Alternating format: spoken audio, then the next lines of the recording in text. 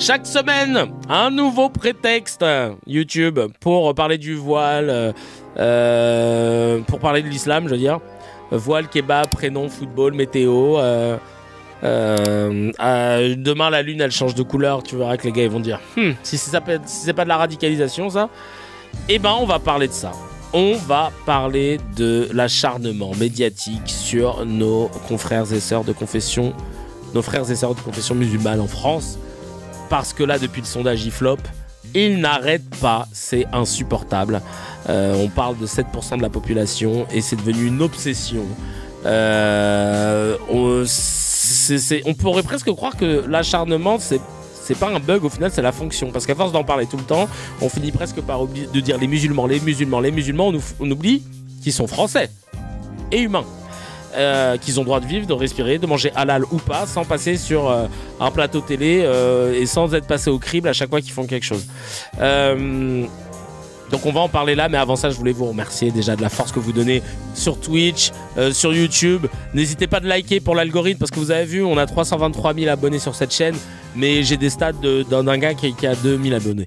Donc ça veut dire que pour re-engager l'algorithme qu'on déteste, il faut cliquer sur liker, sachant qu'en plus on aborde des sujets, et vous avez vu, je me censure pas, à part la dernière fois où j'ai craqué et j'ai mis des miaou, mais tu vois... les gens ils censurent les mots qui fâchent, drogue, viol, machin, etc. Moi je le fais pas parce que je trouve ça con, c'est pas un gros mot, mais résultat, du coup, les annonceurs ils suivent pas forcément, ce qui fait qu'après derrière l'épisode il est pas montré suffisamment. Le seul moyen de contrer le mieux possible l'algorithme, c'est que vous puissiez mettre un commentaire systématiquement quand vous regardez la vidéo, même si c'est pour mettre salut, ou même si c'est pour mettre voilà, tu peux le dire, c'est... Y'a pas de problème. Voilà, non mais merci de l'avoir dit, c'est gentil. Et ça va permettre de remonter les... Donc tu likes, tu abonnes, tu mets la cloche et tu mets ton commentaire, ça sauve face à ce diktat de l'algorithme. Et évidemment, sur le Tipeee, on continue. Là, on est arrivé à 100 tipeurs, ça fait 815 €, une moyenne de 8 € par tipeur. Si on peut arriver, je vous avais dit objectif 10 000 tipeurs, je sais que je vois loin. 10 000 tipeurs à 1 € par mois, mais là, avec ce rythme-là, à 1200 tipeurs, on a rempli les objectifs. Et donc ça, c'est le plus important pour garder cette... liberté de ton, voilà, et d'avoir cette marge de manœuvre pour éviter de se retrouver comme Blanche Gardin qui d'un coup se dit putain, je comprends pas, mon téléphone ça... moi c'est bien, mon téléphone il sonne pas, mais y a pas de problème, donc là c'est cool. On revient sur le sujet du scan, le sondage de l'IFOP. Ouais, j'en ai déjà l'équivalent de 815, c'est vrai, de 815 tipeurs. En vrai, c'est ça, on peut regarder ça dans le champ, ça veut dire qu'il en manque 9200, c'est bon, on peut le faire. Le sondage de IFOP sur les musulmans, il a fait paniquer toute la classe médiatique, sauf que quand on regarde dedans, c'est surtout un grand numéro de magie statistique. Ça a été financé par Écran de Veille, c'est Mediapart qui en parle, un petit magazine obsédé par l'islamisme et lié, et les frères musulmans, qui est apparemment lié un peu de près ou de loin aux Émirats Arabes Unis et qui serait financé par eux. Parce que c'est pas des potes des frères musulmans. L'IFOP se défend, mais on découvre vite les ficelles. Ils additionnent des chiffres qui n'ont rien à voir. Par exemple, 15% souhaitent appliquer la loi musulmane, mais ils ajoutent 31% qui disent simplement adapter leur religion aux lois du pays. Et hop, ça devient un effrayant 46% veulent la charia. Tu vois, par exemple, cette manipulation, elle est incroyable. Tu dis, mais c'est pas possible de faire ça. Et ils utilisent aussi des termes vagues comme islamiste ou frères musulmans sans jamais les définir. Ils demandent aux sondés d'avoir un avis sur des choses que la moitié d'entre eux disent ne même pas connaître, et ils transforment ça en un musulman sur 3 sympathise avec l'islamisme. Et ils comparent les musulmans à un groupe miroir de non-musulmans totalement bricolés. Il y avait 526 personnes de religions complètement différentes mélangées ensemble, ce qui crée artificiellement un eux contre nous. Et les chiffres sur le voile sont tirés d'un échantillon minuscule, 149 femmes. Et là encore, les catégories sont mélangées pour donner un chiffre spectaculaire. Bref, que du flan, ce IFLOP. Et les médias, eux, font sans vérifier, évidemment. Ils reprennent les conclusions les plus anxiogènes. Résultat, un sondage qui semble sérieux sur la forme et dans le fond, construit subtilement, ou un récit où les musulmans apparaissent comme un groupe en rupture avec la République. C'est le sondage qui dit... C'est pas un sondage qui dit la vérité, c'est un cadrage politique qui fabrique la peur en habillant des approximations avec des graphiques rouge sang, etc. Le truc parfait pour déclencher un débat national totalement à côté de la réalité. Et c'est ça le problème. Alors, on voit les conséquences. C'est que maintenant, tout le monde y va de sa petite phrase. Comme par exemple dans les grandes gueules, vous imaginez bien. Écoutez ce témoignage. Alors moi, avant tout, je voudrais rappeler que ces 142 000, c'est 3%. 3% de la communauté musulmane. Donc oui, moi je voulais insister dans le sens où ça ne représente que 3%, mais effectivement, on a un vivier de 142 000 personnes qui sont chauds pour nous faire sauter la tronche. Ça, c'est quelque chose qu'on doit pas du tout nier. Par exemple, ma cousine, ma petite cousine qui vit à Pantin, a décidé de porter le voile pour qu'on la laisse tranquille. Donc malheureusement, il y a ça aussi, c'est-à-dire que à mon sens, avant de stigmatiser les Français qui disent non au voile, moi je fais partie de ces Français qui disent non au voile. Oui à la foi musulmane, non. Je suis à Pantin tous les jours, hein. Tu peux pas faire plus bobo. Évidemment, autour du métro Hoche, il y a des gars qui vendent des clopes, qui traînent dans des bars et qui peuvent être ultra oppressants vis-à-vis de la gente féminine au moment où ils passent. Mais de là à dire, mais comme n'importe quel homme en fait, hein, peu importe sa confession ou son origine, c'est des comportements d'homme et c'est ça le problème dans la société dans laquelle on est. Mais alors de là à dire que c'est la victoire des islamistes parce qu'à Pantin, mes frères, tu peux pas, c'est Brooklyn, tu peux pas faire plus bobo que Pantin. Non mais sérieux. On voile, parce que pour moi c'est un asservissement de la femme. C'est mon opinion. J'irai jamais. Oui, mais tu vois, je rebondis sur ce que tu viens de dire. De laisser penser que. C'est pas ce qu'ils laissent derrière là. Pour bien, on sait pas ce que c'est. Hein. Ils ont mis un texte. On va le laisser en fond là pour bien. Grâce au voile, ta cousine. C'est pas laisser penser. Ce sont de jeunes musulmans radicaux qui l'a harcelé pour l'obliger à le faire et elle est obligée de le faire. Les frères, on dirait on est à l'Institut du monde arabe là. C'est quoi ce décor là? Les frères, oh, c'est quoi? Qu'est-ce que on est où là? Je sais pas ce qui. C'est une expo, c'est comment là? Elle va être protégée de la prédation des hommes. Non. C'est une victoire des islamistes. C'est exactement. Je ne te dis pas le contraire. Je ne te dis exactement ce qu'ils veulent. Je ne te dis pas le contraire. C'est que au-delà des islamistes, ils veulent que les femmes effectivement se cachent, se voilent, puisque l'homme n'est pas capable de maîtriser ses pulsions et comme ça la femme est protégée. Oui, mais c'est pas ce que je disais. Non, mais c'est pas ce que tu disais. Mais ta cousine elle est dans ce discours-là et c'est une victoire des islamistes. C'est pour ça que ce n'est pas anodin et ce n'est pas stigmatisé de le dire que ce n'est pas anodin et qu'on ne peut pas faire comme si ça n'existait pas. C'est une dinguerie. C'est une dinguerie. Bref. Qu'est-ce que tu veux que je te dise? Franchement, c'est une dinguerie. Je n'ai pas d'autres mots. Vous allez mentir combien de temps comme ça à essayer de salir en sortant un fait divers pour faire diversion? Ouais, moi j'ai mon pote qui... Ouais. Mais tout va bien dans un pays où l'islamophobie n'existe pas. Bah oui, non mais c'est épuisant. Non mais... c'est vraiment ouais tiens il y a Feti qui dit en commentaire c'est quoi un intégriste, un islamiste, les mots ont une extrême importance, j'ai envie de comprendre de quoi on parle. Non mais oui vraiment. Est-ce qu'un islamiste, est-ce que c'est quelqu'un qui pratique sa religion?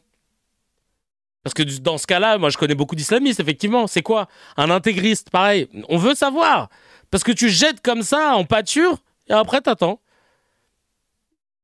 Je vivais précisément à Hoche avant de porter le voile. Je ne vois pas le rapport avec ce qu'elle raconte. Les mecs qui vendent des clopes calculent même pas les gens qui ne sont pas des potentiels clients. Non mais tu vois, moi je vais pas parler à la place des femmes. On a eu la discussion avec Gaëlle, ma chérie, et elle me disait justement métro Hoche, elle ça la rend ouf parce qu'à chaque fois c'est des regards, CDS s'il vous plaît, des machins et tout. Et une fois que tu as quitté cette zone-là, après, ça va. Donc là-dessus, il n'y a pas de souci. Jamais je pourrais nier le fait, mais c'est des comportements d'hommes. Les hommes, c'est un comportement d'hommes. Et les gars, ils te relient ça à la religion. Ils te disent, ah, je vais mettre le voile, comme ça, je suis tranquille, machin. Et là, je le disais dans le chat. Même le voile, c'est pas un champ bloquant hein, pour eux. Donc, il faut vraiment... Non, je pense qu'à partir de 2,5 prières par jour, je suis devenu islamiste. Non, mais laisse tomber, c'est un truc de ouf. Allez, on continue avec Tristan Bannon de Franc-Tireur, qui est venu nous raconter sur RCJ quelque chose. On va découvrir. La chefferie de la France Insoumise et toute sa meute se sont déchaînés contre Alix Bouillaguet, journaliste à France Inter. Son crime ? Avoir posé les questions qu'aucun autre journaliste n'a osé poser à propos de Zoran Mamdani. Bah non, c'est pas ça son crime, c'est d'avoir menti. C'est d'avoir menti avec des infos qui étaient fausses. Mais elle est malade d'écrire ça. La meuf, en plus, elle écrit. C'est-à-dire qu'après qu'on ait eu le temps de débattre du sujet, qu'on ait débunké les trucs et tout, la meuf, elle arrive après la guerre. Son crime, comment tu peux mentir comme ça ? On dirait qu'il y a quelqu'un qui a un gun sur sa tempe, là, on dirait pas qu'elle est obligée de lire un message d'un terroriste. Non mais comment tu peux mentir comme ça, cousine ? On a débunké le bail. Elle arrive directement. Et on est à la 15e seconde de ces 2 minutes 9 de diatribe. Puisque LFI ne cache pas sa proximité idéologique avec le nouveau maire de New York, Alix Bouillaguet a logiquement interrogé Manuel Bompard sur ce qu'il pensait de ses positions les plus critiquées. Sauf qu'il ne les a pas tenues. En pointant l'usage du slogan « Mondialiser l'intifada ». Il ne l'a pas utilisé. Son refus de condamner le 7 octobre. Il l'a condamné. Ou encore son soutien à l'UNRWA. Il a financé l'UNRWA au même titre que la France. Une agence accusée de collusion avec le Hamas. Elle a été accusée, mais ça a été débunké par un putain de comité. Mais tu mens, cousine, comment t'arrives 8 ans après la guerre, t'as eu le temps de préparer ton papier, mais que tu... La loi CKR, là-haut. On peut pas laisser parler quelqu'un qui ment ouvertement alors qu'on a eu le temps de débunker le bail. Basse. La polémique Oui, par un comité indépendant en plus.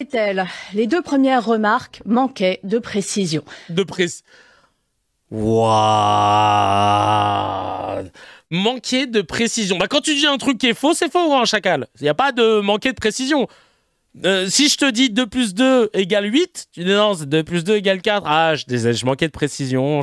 Mamdani n'a jamais dit qu'il fallait mondialiser l'intifada, mais refuse de critiquer ce slogan. Il a bien condamné les atrocités du 7 octobre, mais pour aussitôt le contextualiser en parlant de ses racines, selon lui, l'occupation et l'apartheid. Et le mentor de Mamdani, le pasteur Kader El Yatem, justifie les pogroms. Tout comme l'épouse du nouveau maire qui valide la résistance armée. C'est pas Mamdani en fait. Non, je comprends pas. Quant à l'UNRWA, c'est parfaitement juste. Et pourtant, c'est Alix Bouillaguet qui l'accuse de propager de fausses informations. Elle nous justifie même pas le truc, c'est parfaitement juste.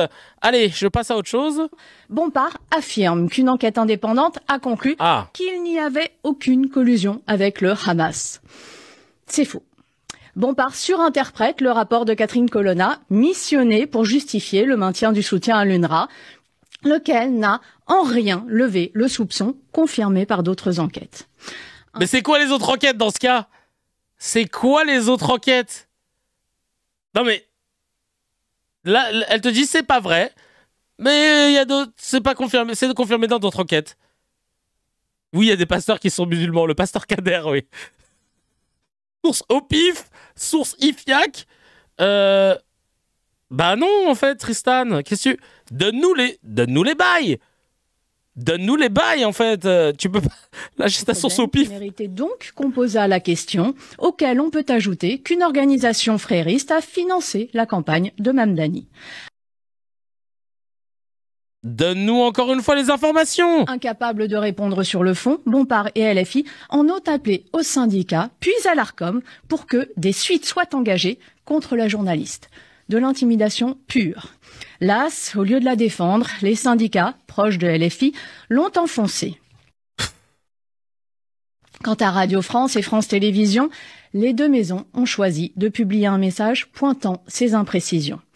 Et la liberté de la presse de suffoquer.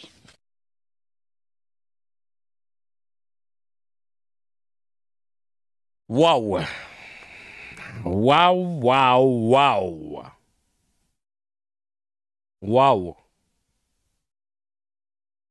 Un doigt mouillé dans le nez. Non mais... Oh, putain. Je suis obligé d'aller checker. Hop. On va aller checker.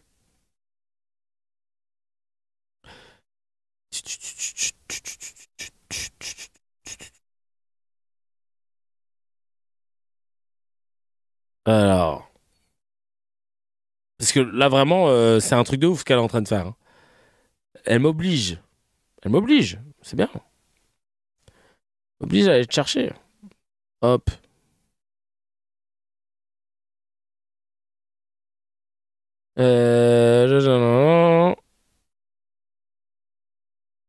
Sur le site de l'ONU, ils te disent l'UNRWA n'a reçu aucune information, encore moins de preuves des autorités israéliennes et de tout autre État membre concernant ces déclarations, comme quoi il y aurait des liens avec le Hamas et le djihad islamique palestinien.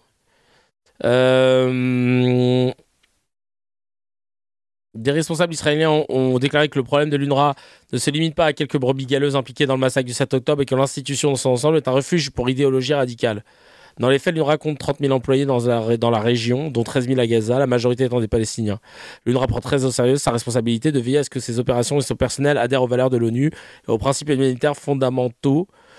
Depuis 2022, 66 enquêtes sur les 30 000 membres du personnel de l'UNRWA et pas seulement à Gaza ont examiné une gamme de violations possibles de neutralité. Certaines de ces enquêtes sont encore en cours. Dans 66 cas, dont tout n'est pas confirmé, sur 30 000, représente seulement 0,22% des effectifs. Il n'y a donc absolument aucune raison de qualifier l'institution dans son ensemble de totalement infiltrée. Et en fait, les commissions, on attend. Moi, je veux voir les commissions d'enquête. Parce que c'est trop facile là de balancer ces trucs-là. Hop. Commission d'enquête. Compte rendu. On veut le tout. Alors, qu'est-ce qu'ils nous ont dit dans cette affaire?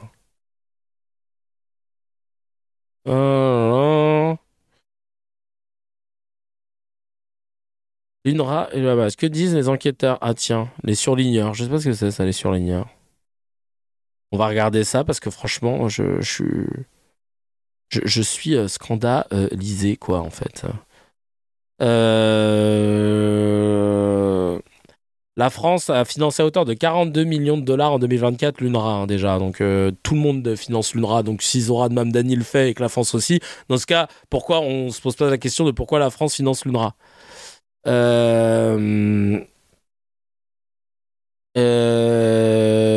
L'agence onusienne, elle a bien été pointée du doigt, mais il n'y a pas eu de preuves associées.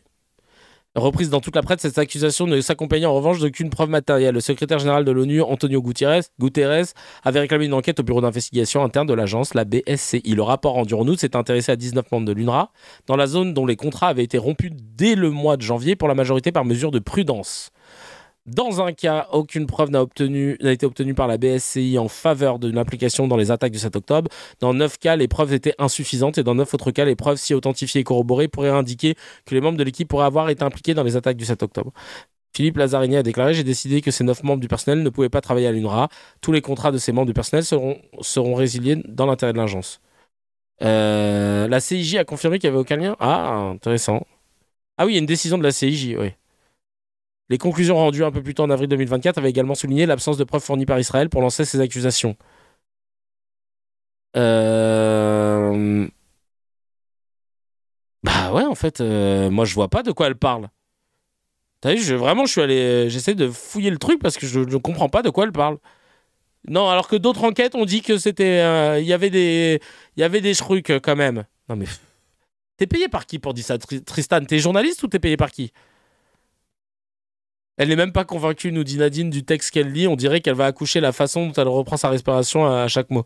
BD qui dit et ça ose parler de liberté de la presse alors qu'ils reçoivent des directives signées de la main du propriétaire de la chaîne. On croit rêver sérieux. Bah ça, j'en sais rien, mais en tout cas, c'est clair que c'est assez flippant de voir là.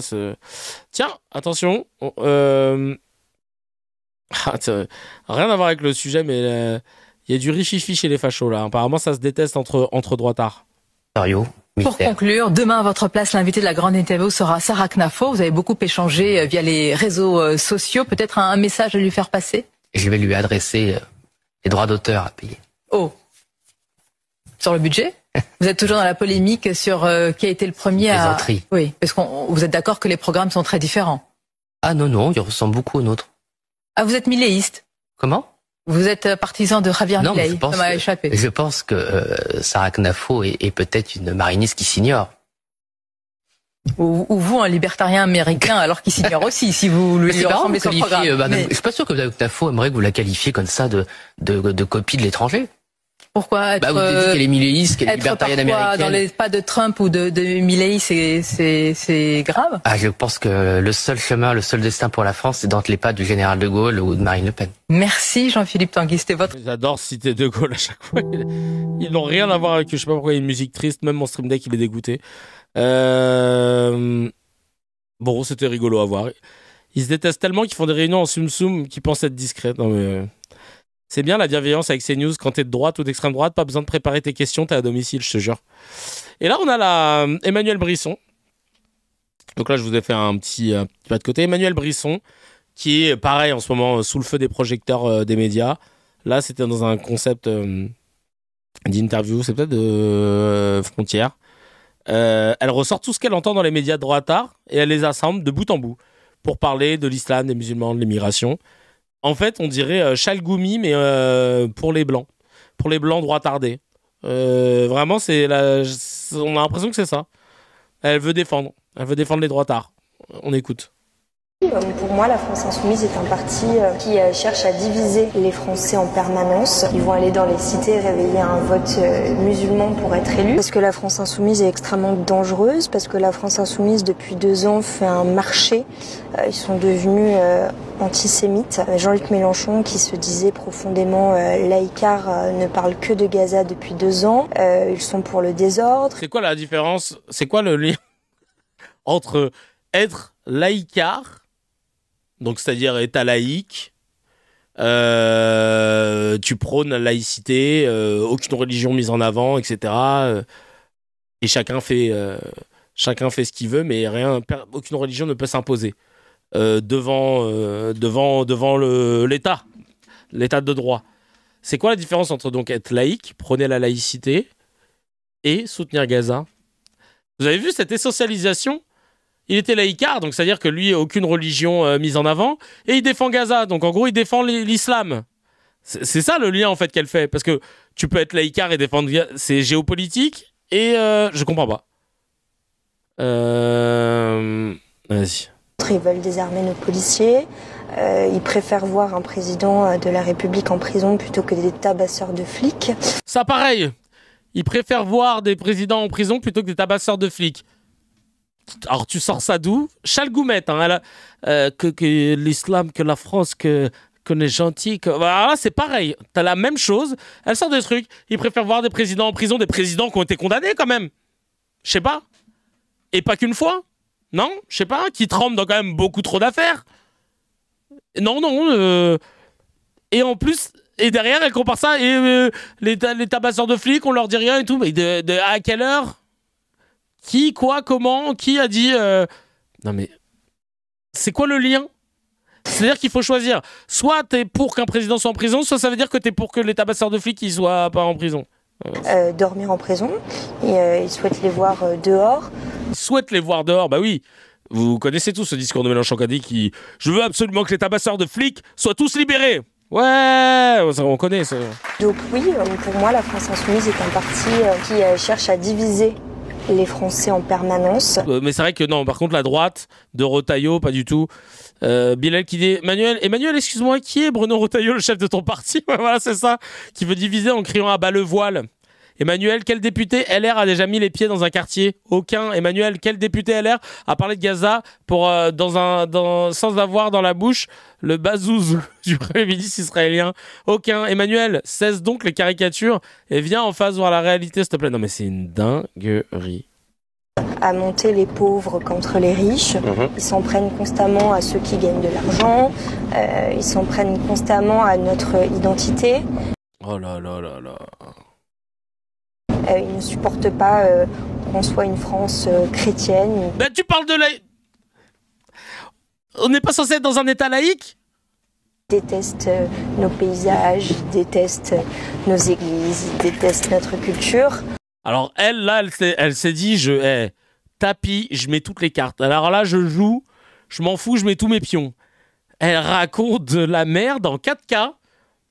All-in. Là, elle s'est dit, foutu pour foutu, là, je suis à la maison. On est dans la Fiat 500 de mon Srab. Je vais tout balancer. Ah ouais. Ils vont aller chercher le vote des... C'est vous, mais, vous connaissez LFI, hein. On les entend souvent dire j'en peux plus de ces paysages. Vous les avez vus, ces paysages-là? J'en ai marre, là, de cette colline-là, qu'on l'enlève, qu'on mette un minaret à la place de cette colline, qu'on enlève cette plage-là, qu'on mette des... mais qu'on mette des cités. Oh là là. Quartiers. Ils vont aller dans les cités réveiller un vote musulman pour être élus. Mais vous n'avez pas... Ça me fait rire. C'était ce truc des droitards qui reprochent à un parti d'aller chercher des jeunes qui sont français, alors de confession musulmane peut-être pour certains, pour d'autres non. Ouais, vous allez dans les cités chercher un vote et vous n'allez pas dans les beaux quartiers chercher un vote. C'est pas du clientélisme? Quand vous dites des trucs qui vont en faveur d'une classe sociale aisée, bourgeoise, c'est pas du clientélisme? Quand vous dites non, faut pas taxer les ultra-riches, c'est pas du clientélisme? Mais par contre, dès qu'on veut s'adresser à une autre partie de la population à laquelle vous ne vous adressez pas, si ce n'est pour leur faire des reproches, là, tout de suite, pour être élu, vous allez leur parler, mais c'est pas le principe d'une campagne? D'aller voir des gens pour leur dire, les gars, je vais vous représenter si vous votez pour moi? Ouais, non, mais oui, mais pas pour... tout ce qui est musulman, noir, arabe, cité, non, ça, faut juste les pointer du doigt. Faut pas s'adresser à eux en leur disant, les gars, je vous ai compris, il y a peut-être moyen qu'on fasse un truc ensemble. Putain, alors donc vous ne souhaitez juste être élu que par des gens qui vous ressemblent. Vous vous en foutez donc de la globalité des Français. Vous considérez que ces gens-là qui sont français ne sont pas français. C'est ça, en fait, le constat quand t'as une personne qui te dit quelque chose comme ça. Ouais, à deux doigts de dire, je te jure, ils trichent, ils essaient de gagner en faisant voter les gens. Non, mais j'ai lu. Ils demandent à des gens qui ont la carte de vote de voter. Donc, non, mais on marche sur la tête. Alors qu'il y a que les riches qui votent, normalement, et la classe populaire qui n'est pas musulmane, je comprends pas. Et je trouve que c'est extrêmement dangereux. D'ailleurs, si tu regardes les tweets que font la France Insoumise, il n'y a jamais de tweet sur la France. Enfin, on se demande s'ils ont été élus députés français ou députés gazaouis, quoi.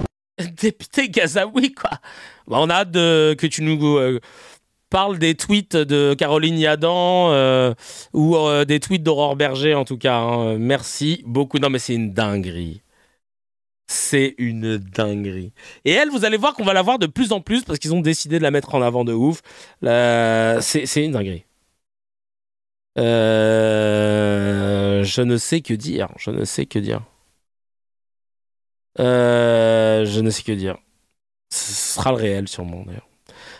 Florence Bergeau Claquet n'est pas disponible pour le moment. Elle a été invitée à domicile chez Bergeau Claquet. On l'adore hein, maintenant. Hein. Je mange. Exactement, c'est bien elle.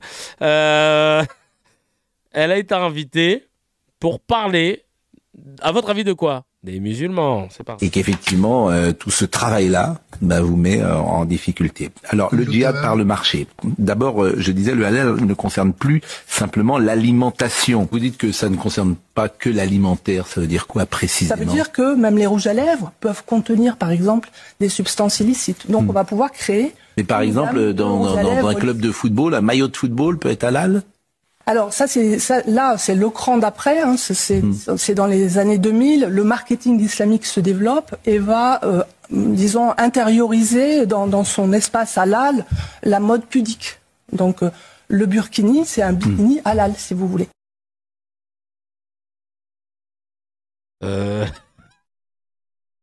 Kullu tamam. Je mange. Il n'y a pas de problème. Ouais, non, mais si, il y a un problème là.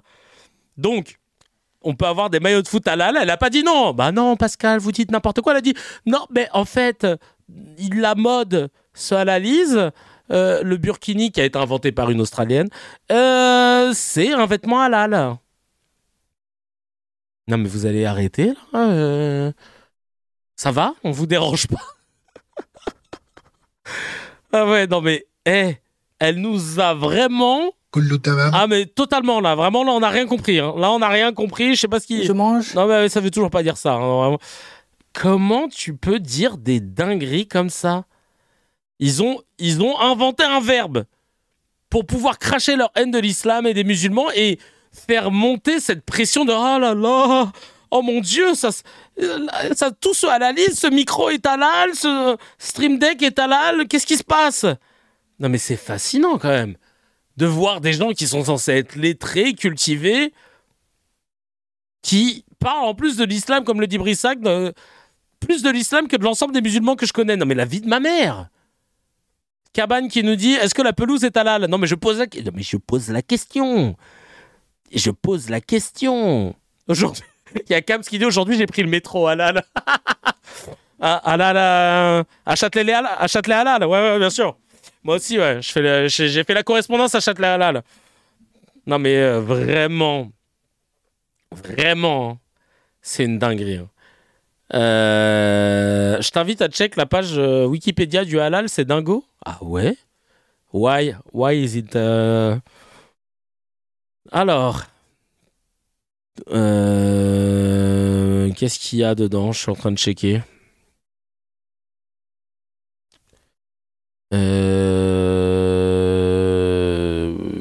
Bon bah non, là pour l'instant je vois rien de particulier là pour l'instant. Goulout halal. Goulout halal. Je mange. Goulout. Y a pas de problème. On enchaîne avec ensuite, pour toujours ce pressing offensif des médias sur les musulmans. Là, c'est Pascal Praud et CNews. CNews qui fait le lien entre terrorisme, islamisme et narcotrafiquants pour faire vraiment une petite virgule, petit pont en direction de l'immigration. Vous allez voir, c'est du Ronaldinho. Là vraiment, c'est Ronaldinho à son prime.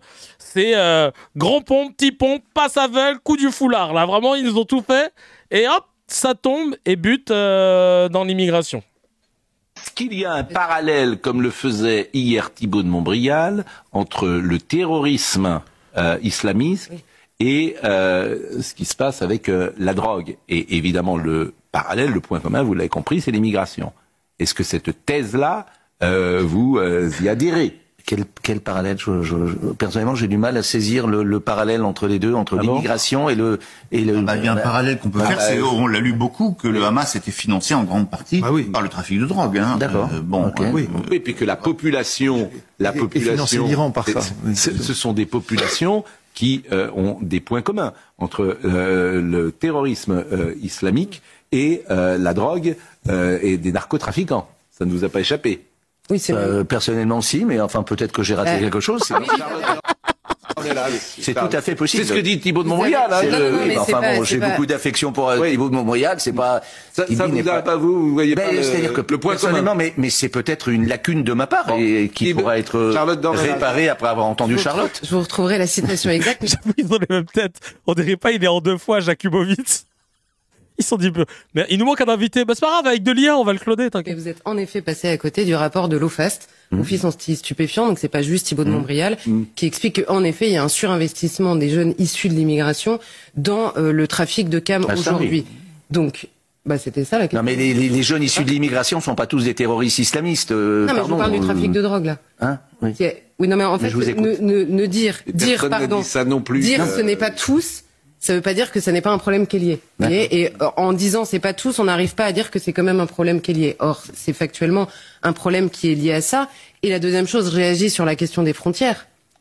Quelle est l'initiative politique qui a mis un réel coup d'arrêt à la drogue ces dernières années en France? Le confinement, le Covid. Pourquoi? Parce que les frontières étaient absolument bouclées. Mais non, mais... Et parce qu'on pouvait pas sortir aussi de chez nous.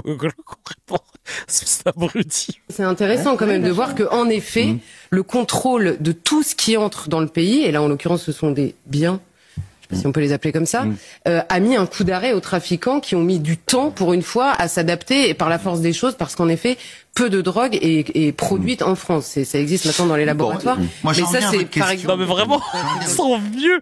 Et tu sais, elle a mis en suspense. C'était quoi? Le confinement. On va tous se confiner. Non, mais frère, source IFIAC à tout va, là.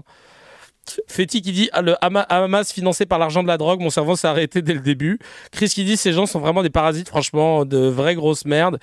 Et pourtant, un autre soir, cet hypocrite de Pascal Praud a fait semblant de vouloir modérer les mêmes propos. Alors que là, il était à fond. Hein. Écoutez, je crois qu'il Il a eu peut-être un message de l'ARCOM. Le narcotrafic, c'est la résultante même de l'immigration invasive. S'il avait été plus... Non, mais vous pouvez... Non, mais oh là, oh... Oui, est-ce que je modère tout de suite ou pas? Est-ce que je dois modérer ce que vous venez de dire? 2 minutes. Est-ce que je dois modérer de dire est-ce que le narcotrafic... Alors que ça a été dit sur son même plateau, hein. Mais il est complètement fucked up. Qui est le résultant de l'immigration invasive. Mais je ne plaisante pas. Sur ce plateau, la chaîne, à cause de moi, a été condamnée à une amende qui a été confirmée par le Conseil d'État la semaine dernière pour avoir dit exactement ça. Bon, alors ce que vous dites... Ouais, mais par contre, Chacal, t'aurais dû prendre les 50K pour ta personne et pas au nom de la boîte. Parce que c'est News qui paye 50 000 €. C'est comme si moi je te lâchais 1 euro. Hein. Ça fait ni chaud ni froid. Apporte de la contradiction. Ah. Est-ce que je modère? Parce que j'ai envie de voir jusqu'où il va aller. Peut-être que ça peut plaire. Mais vas-y. Merci. Vous m'avez rivé. Donc, vous m'avez rivé mon clou. Je rive. Oh là là là là là là là. Et eux, ils se mettent bien des dizaines de milliers d'euros par mois pour certains. Purée de pommes de terre. Purée de pommes de terre. Mais ils vont s'étouffer avec ces moyens. Au bout d'un moment, tu peux pas chier sur une grosse partie de la population, jouer de mensonges, de malhonnêteté, et ça va passer crème. Enfin, si tu me diras, les politiques. Mais, oh là là, vous avez pas envie de faire une révolution, là? Putain, j'ai envie de... je me sens d'humeur 1789, là. Envie de tout retourner. Vraiment. Tout retourner. C'est un truc de ouf. Comment vous avez vécu la charia qui s'applique même à l'école? Oui. Elle parle à un prof de philo, là, Didier Lemaire, qu'on connaît pour être venu il y a 3 ans nous dire la même chose. Dans ma classe, il y avait des élèves salafistes qui ordonnaient aux autres élèves musulmans de se séparer, c'est-à-dire les garçons d'un côté, les filles de l'autre, et qui faisaient pression d'ailleurs sur des élèves musulmanes pour qu'elles portent le voile. Elles ne souhaitaient pas évidemment le porter. Elles étaient engagées dans notre société, dans la société française. Elles étaient laïques, ces jeunes filles, et elles subissaient des pressions extrêmement fortes. Et bien sûr, personne pour aller vérifier ses propos, etc. On va juste se contenter d'écouter son récit. On va pas se contenter d'écouter quelqu'un qui pourrait dire ou tempérer ou quoi que ce soit. Et on laisse comme ça, on laisse infuser un sachet de thé rempli de chiasse dans ce bol d'eau chaude que représente notre espace médiatique. Et puis voilà, quoi. Timothée, 12 ans, salafiste. C'est comme quand Jean-Michel Blanquer, ancien ministre de l'Éducation, il disait que en primaire ou en maternelle, des élèves musulmans refusaient de s'asseoir sur les chaises de couleur rouge parce que le rouge, c'était la couleur du diable dans le Coran. C'est-à-dire que pour lui... Franchement, il nous respecte. C'est-à-dire que pour lui, vraiment, il a cru que pour les musulmans, le diable, c'était là... Il a cru que c'était As. Il a cru que c'était ça. Donc, genre, vraiment, il se fout de notre gueule. Non, mais vraiment, là, mon frère. Genre, il respecte vraiment pas les gens. C'est un truc de ouf. Il croit que dans le Coran, le diable, il est là. Tiens. Respectez un peu. Oh. Frère. Non, mais... Genre vraiment, je te jure, la vie de ma mère, ils prennent les musulmans pour des golemons. La vie de ma mère, genre... Ah non, mais vraiment... Ah non, t'assois pas là-dessus. T'assois pas là-dessus, c'est la couleur du diable. Oh. Non mais frère... Je suis choqué. On a un medley incroyable. Et alors, attends, c'est génial. Pour finir, on a aussi ça. Pour continuer dans cette fatigance. Ah bah non, mais ça, je vous l'ai déjà montré, je suis con. Bah, je la remonte parce que c'est pour ça ceux qui regardent sur YouTube. C'est cette fameuse vidéo où quand on veut l'argument ultime des droitards, c'est de parler de l'Arabie Saoudite. Je vous le remets pour ceux qui débarquent. Ça, c'est leur argument préféré. Noël, moi j'ai envie d'aller un peu prendre le soleil, je vais aller passer Noël en Arabie Saoudite. Et puis comme je vais aller à la messe de minuit, et puis je vais me faire un bon petit repas avec une bonne bouteille de vin et puis un rôti de porc. Bah c'est ballot, hein, mais ça je vais pas pouvoir le faire. Hein. Bah non, parce qu'il n'y a pas d'église, et puis il n'y a pas de vin. Est-ce qu'on n'est pas un peu faible en France? On peut se poser la question. On se laisse manger, grignoter par des islamistes le communautarisme qui verse vers l'islamisme. Voilà, merci encore à cet individu d'avoir comparé la France laïque à un pays, une démocratie laïque, à un royaume monarchique musulman. Complètement con, hein, vraiment. C'est encore une fois, je ressors la punchline. On ne juge pas un poisson à sa capacité à grimper un arbre. Bref, et c'est ça l'élite intellectuelle qui vient débattre sur les plateaux télé. Bref. Moi, ce que je vois, c'est surtout que on est encore en train de créer le coupable idéal, au même titre qu'on l'avait fait avec la communauté juive dans les années 30 ou 40. Et il y a des gens qui me disent oui, mais on va pas comparer, c'est pas la même chose, machin, etc. Écoutez Johan Chapoutot, qui est historien spécialisé dans le nazisme, c'est exactement les mêmes mécanismes. Alors, et j'ai envie de te dire, on a en 2025 des camps de concentration forcée, des camps de travail forcé qui concentrent des musulmans qu'on appelle les Ouïghours. Et c'est la Chine qui s'en occupe. C'est pas un fantasme, on leur force à bouffer, à boire de l'alcool, à bouffer du porc, on les maltraite, on les tue, on les fout dans des camps sous prétexte que ouais, non, mais ça se trouve, c'est des terroristes. Tu vois, il nous faut toujours un prétexte au début. Ouais, ils pactisent avec l'ennemi, machin, hop. Il y a des camps, hein. Il y a des camps de Ouïghours. En 2025, il y a des camps. Et les Ouïghours sont musulmans.